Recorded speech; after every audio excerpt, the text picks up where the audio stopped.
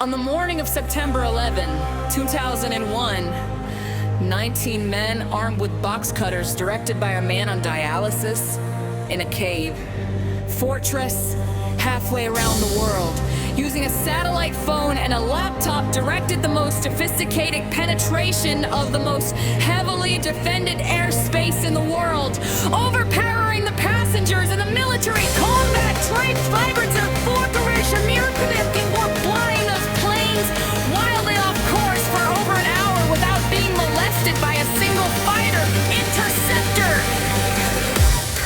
These 19 hijackers, the route religious fundamentalists who like to drink alcohol, snort cocaine, and live with picas strippers!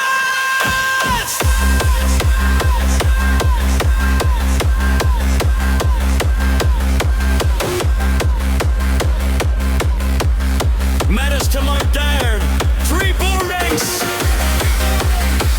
the 2 cars in New York, while in Washington a pilot who couldn't handle a single engine. Cessna was able to fly a 757 in an 8,000-foot descending 270-degree course, bro. Time to come!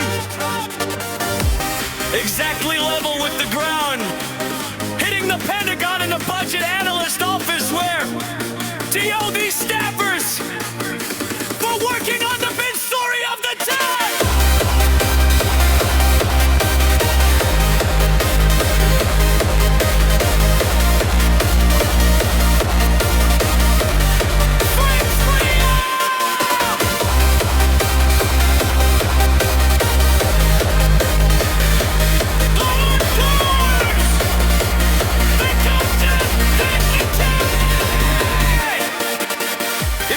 On testimony extracted through torture, the records of which were destroyed.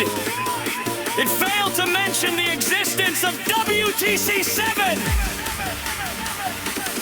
Able Danger, Tech, Sybil Edmonds, OBL and the CIA, and the drills of hijacked aircraft being flown into buildings that were being simulated at the precise same time that those events were actually happening. It was lied to by the Pentagon, the CIA, the Bush administration. And as for Bush and Cheney, well, no one knows what they told it, because they testified in secret, off the record, not on oath, behind closed doors. It didn't bother to look at who funded the attacks, because that question is of little practical significance! Still, the 9/11 Commission did brilliantly, answering all of the questions the public had, except most of the victim family members' questions, and pin blame on all the people responsible, although no one so much as lost their job, determining the attacks were a failure of imagination. Because I don't think anyone could envision flying airplanes into buildings except the Pentagon and FEMA, NORAD, and the NIR! The DIA destroyed 2.5 TB of data on Able Danger, but that's okay, because it probably wasn't important. ESC destroyed the records on the investigation into the insider trading before the attacks. But that's okay, because the strike awaits until the margin!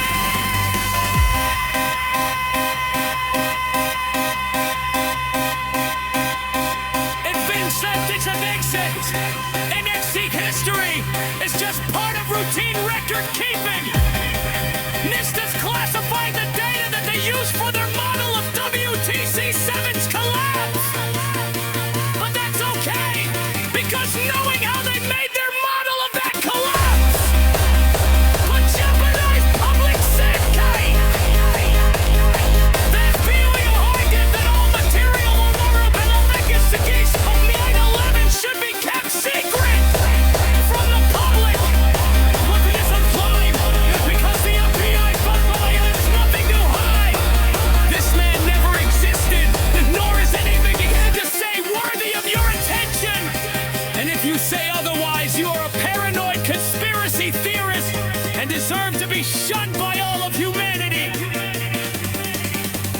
guys, him.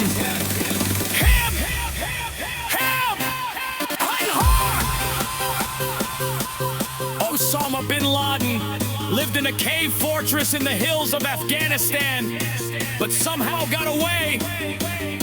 Then he was hiding out in Tora Bora, but somehow got away.